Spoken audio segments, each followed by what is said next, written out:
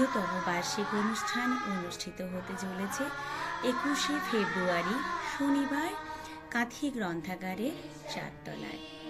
আপনাদের রইল সপরিবারে সবান্ধবে সাদর আমন্ত্রণ।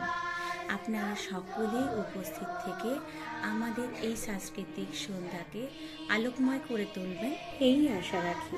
আপনারা সবাই উপস্থিত থেকে আমাদের এই সাংস্কৃতিক সন্ধ্যা আলোকময় করে তুলবেন, এটাই আমাদের কাছে অনেক বড় পাওনা।